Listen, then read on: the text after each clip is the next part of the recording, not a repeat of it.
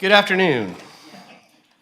Calling this meeting to order of the City of Port Alberni Council regular meeting for September 25th, 2023.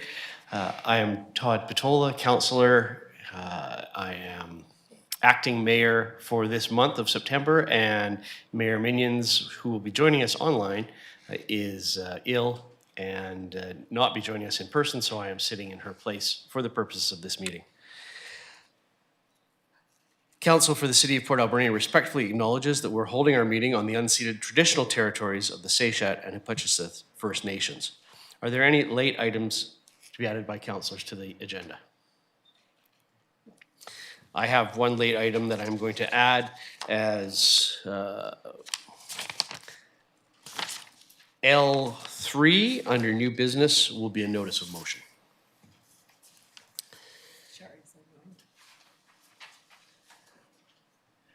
She's waiting in the lobby. Mayor Minions is in the lobby.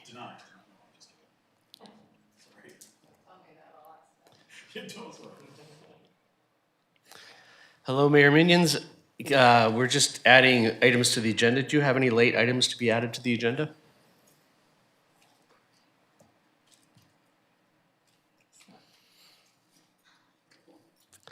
Hearing none, we will move along, and in case it's a technical difficulty, I'm sure we'll get to the bottom of it. Late items from the corporate officer. Through the chair, no late items. This meeting is being video recorded and live streamed on YouTube. Is there a motion that approves the agenda? Moved by Councillor Soltis, seconded by Councillor Douglas. All in favor? It carries. Before we begin the rest of the items on the agenda, I'd just like to bring to everyone's attention in the body of the council chambers, council, and individuals watching on YouTube today, we raised and then lowered to half-mast a flag that recognizes the National Day for Truth and Reconciliation that will happen this Saturday, the 30th. We did so today at the city because the city has a tradition of recognizing events of this type of importance for a week, so that flag will fly for at least a week at half-mast. And for your information, if you wish to join in the walk that recognizes the National Day for Truth and Reconciliation, it will commence at 11 a.m. at the Barclay Hotel, and it walks to Matmas. It's about a 1-hour walk, but the entire festivities will start at 10 a.m. in the morning at the Barclay Hotel and go till 3 p.m. at Matmas. It's of particular significance as well because this is the 50th anniversary of the closing of the Ayers School. The city is having an open house on Wednesday from 6 p.m. to 8 a.m. at Echo Center at the Cedar Room. And this is an open house to meet staff, ask questions about staff's programs, understand what the city does in areas that may contact you in your life. Plus, there's games, snacks, and prize giveaways. So hope to see you all there. And finally, council attended the UBCM last week. I mention it now. I don't have a report. The mayor is online and may be giving a report about that, or perhaps we will wait for a more extensive in-depth report when Mayor Minions returns. I know she had a number of very productive meetings with ministers. I think we had 14 meetings, and they were all very productive. So, moving along, the adoption of the minutes. May I have a motion to adopt the minutes of the September 11th meeting? So moved, Mr. Chair. Moved by Councillor Mealy, seconded by Councillor Douglas. All in favor? Carried. Delegations. We have a new manager at the city. CAO, are you introducing?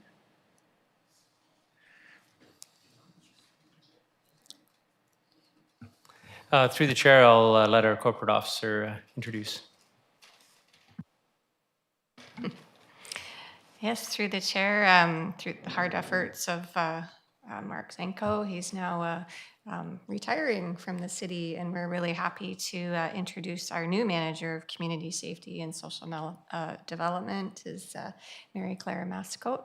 She comes to us from primarily from the community action team, so she's going to be an extremely good representative for the city, particularly with the social development program. So she started last Monday. She's had a really good week, and we're happy to have her here. Welcome, Mary Claire. Is it Massacote? Massacote. Would you like to share any words?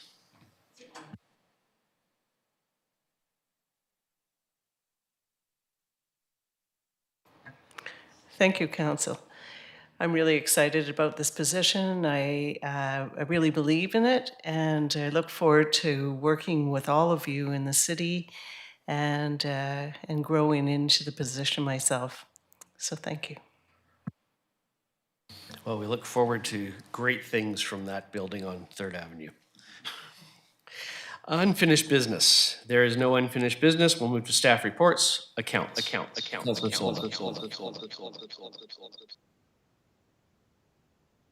Well, that was strange. Okay. I'll move that the certification of the Director of Finance dated September 25th, 2023 be received and checks numbered 153460 to 153596 and inclusive in payment of accounts totaling $2,562,032.48 be approved. Seconder? Second, Mr. Chair. Seconded by Councillor Mealy. Any questions on that motion? Very well. All in favor? It carries. Next, Section F, bylaws. The permissive tax and places of worship exemption bylaws. 1A is the permissive tax exemption, and for that matter, I am in conflict, so I will be leaving the room. I act as a director and president of one of the organizations that receives a tax exemption. In my absence, Councillor Mealy will be chairing the meeting.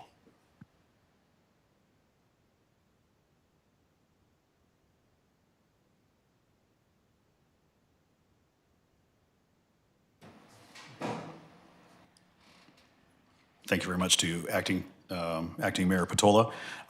So we have permissive tax and places of public worship exemption bylaws. Perhaps we can get some words from city staff. Thank you, Chair Mealy. So annually, we do bring forward the permissive tax exemption bylaw. Usually that's because there's been changes to the permissive tax exemption bylaw. But with this current bylaw, this will be a 4-year bylaw that we're recommending to council to support and provide the 3 readings, looking for adoption before the deadline of October 31st. So today, just to give you an overview, the community charter provides the legislative authority for both permissive and statutory tax exemptions. That is to grant permissive tax exemptions on property that is owned by a charitable or not-for-profit organization, and that it is used directly for the purposes of that organization. In 2019, a new policy was brought forward to council and supported and has been in place since that time. And that allows for specific policy directives to allow for athletic and recreational programs for facilities or youth to be under the program for permissive tax exemption. Services and facilities for persons requiring additional support, such as mental wellness and addictions, programming for seniors, protection and maintenance of important community heritage, arts, culture, educational programs or facilities, emergency services and rescue services.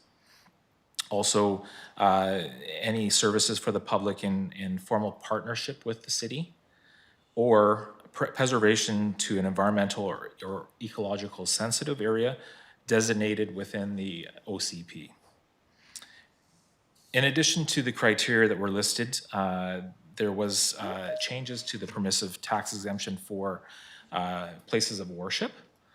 So there's now a cap on the land owned by public places for worship to a maximum of 1/2 acre So that reduces the PTE on those properties with greater property than half acre. So that would still be taxed underneath the roll annually.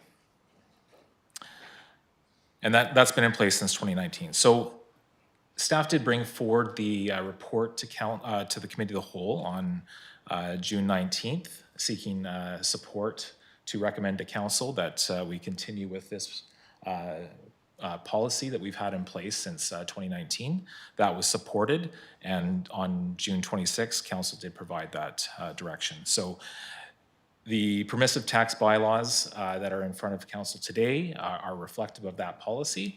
And we have deemed that there's 70 properties eligible for the tax exemption. The estimated total tax exemptions for 2024, and of course, we won't know these until we actually get the final roll from BC Assessment, but it's about $302,000 or 1.06%, and that is within the permissive tax exemption policy guidelines as far as maximums. So the maximum is 1.15%.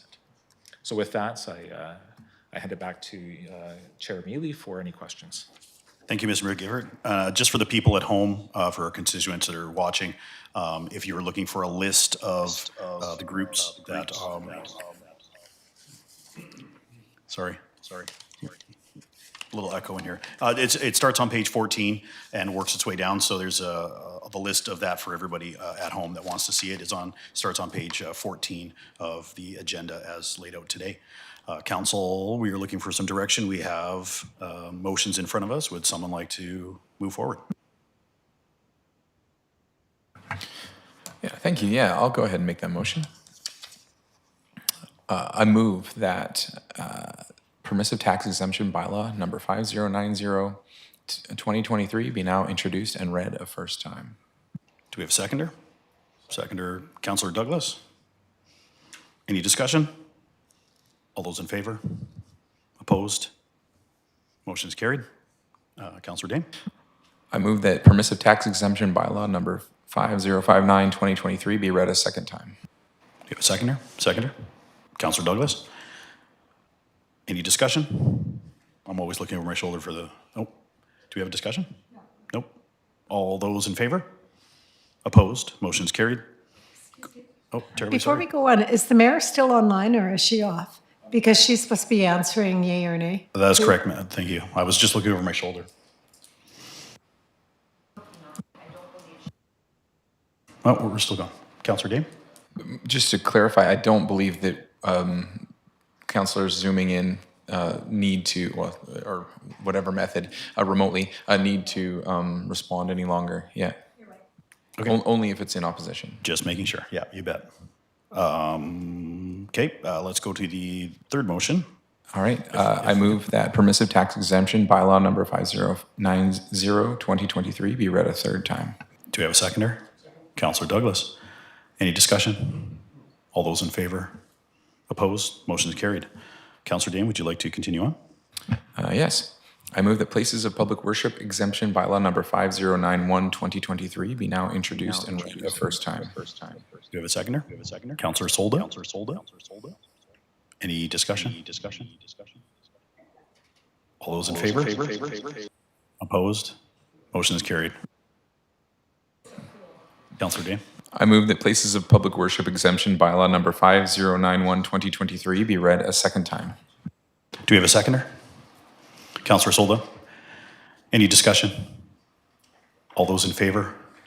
Opposed? Motion is carried. Just to clarify, Councillor Patola was only out for the first part, so I apologize. I should have called you back in. But we'll continue on. Councillor Dane.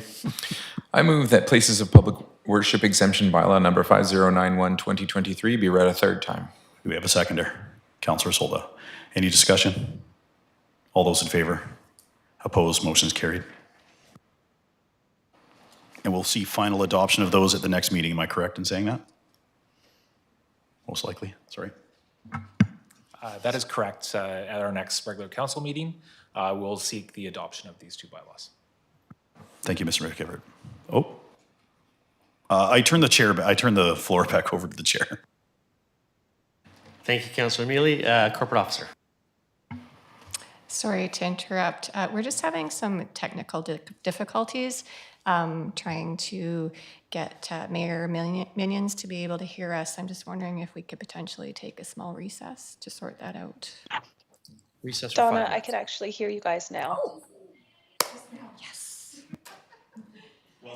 I was eloquently interrupted by the mayor, so I didn't actually say recess. So we'll just keep continuing along.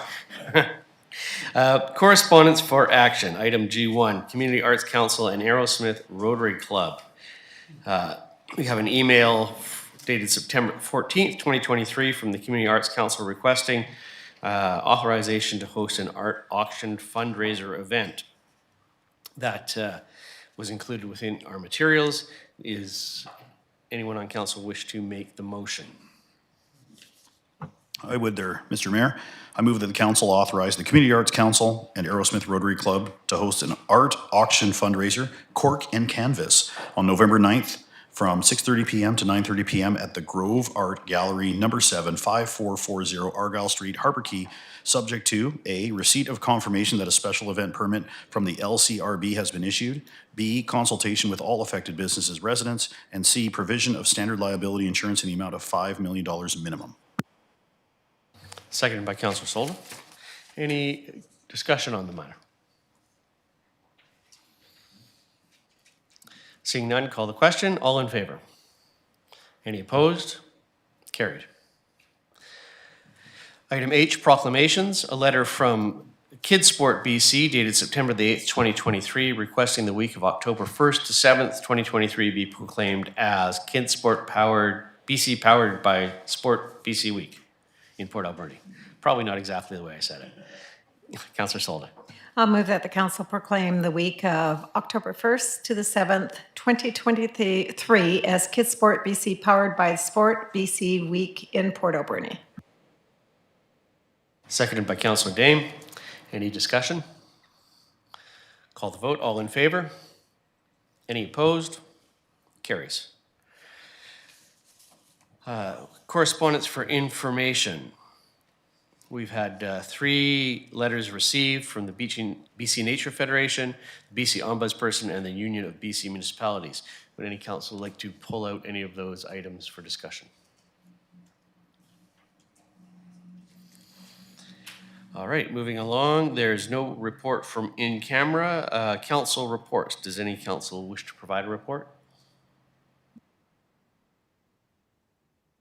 I know we were all at UBCM over the, well, most of us were at UBCM over the week, and we're certainly busy doing things and not writing reports about them, so I'm sure that reports will be forthcoming. Again, as I said previously, it was a very eventful week with much progress made on issues that are of particular interest to Port Alberni as well as the province in general. Councillor Solda. And I just want to add to the UBCM, I think when the mayor comes back, we'll have a really good discussion and we need to talk about what happened at some of the meetings because it's very important for our community. So when Councillor Deb Haggard and the mayor comes back, we should sit down and maybe at a committee of a whole and have a discussion. It's up to the mayor and talk about it because there's a lot of good stuff out of it as well as the CAO. Thank you. New business, council leave policy. A report provided by the staff dated September 19th, 2023 from Director of Corporate Services requesting council's consideration of the recommendation from the Committee of the Whole of September 14th, 2023 related to the council leave policy. I will ask for discussion, but before I do so, I just wanted to add that at UBCM, there was a resolution passed, fairly unanimous, well, I won't say unanimously, but fairly large majority, with regards to personal leaves for elected officials. And the motion asked that UBCM, which is the organization, work with government to encourage the provincial government to amend the community charter to guarantee caregiver, compassionate care, and parental leave provisions that would be granted to officials must also who provide support to loved ones be exempt from, or from the disqualification of absence from office for 60 days. So essentially, not the same wording as the motion before this council today, slightly different, but parallels it and certainly indicates that there is a growing desire amongst the electorate that there be certain provisions allowing for council members to continue to be involved with their families and other necessities of life. The comments from the UBCM executive were that this is clearly a matter that they feel that different municipalities have attached and dealt with in their own ways, and it's best dealt with by the local municipality. And thus we have the motion that is before council today for discussion and making of the motion. So, Councillor Mealy. I'd like to make a motion that council approve policy 3002-4, council leave. Seconded by Councillor Douglas. Any discussion on the issue? All right, call the question. All in favor? In favor. Anyone opposed? Motion carries. Councillor Solda. I'm going to leave for the next one because you have the Capitol Theatre coming up, and I'm a lifetime member of the Capitol Theatre for Port of Players. Thank you. Thank you, Councillor Solda. This is a report dated September 14th from the Development Services Planner requesting that council endorse the liquor primary structural change application being put forth by the Capitol Theatre. The report is included in your package. Does anyone wish to make the motion or discuss the matter before that? Councillor Douglas. I'd like to make a motion that council support the liquor primary structural change capacity increase application for the Capitol Theatre operating at 4904 Argyle Street and endorse the comments provided in the staff report dated September 14th, 2023. Second. Seconded by Councillor Mealy. It was kind of a race. Any discussion on the motion? Very well. All in favor? Any opposed? Motion passes. Councillor Solda may return. Just for the record, I note that the director was available to give a full report on that, but it seemed that we were all took time to read our agenda package this morning.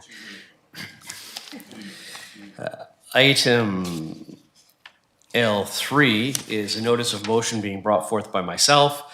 This is a notice of motion, the motion to be brought at the next meeting of council, and the motion will read that council directs staff to prepare a report outlining options to include a representative from both the Sept and Hupacheseth First Nations to attend public council meetings for the purposes of providing input to council. So there's no need to vote on that. That's just a notice that will be brought at the next meeting. I thought this was a particularly appropriate day that this city council starts moving forward on issues of this type in a positive direction.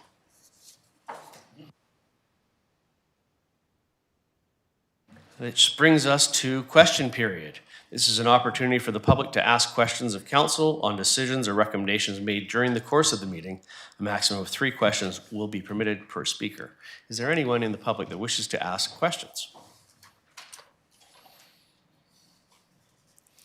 Seeing none in the body of the chamber, corporate officer, do we have the technology or would there be anybody online? Through the chair, there is no one online. That brings us to adjournment. May I have a motion? Councillor Mealy, seconded by Councillor Douglas. All in favor? Any opposed? Motion carries. This meeting is adjourned. Thank you for attending.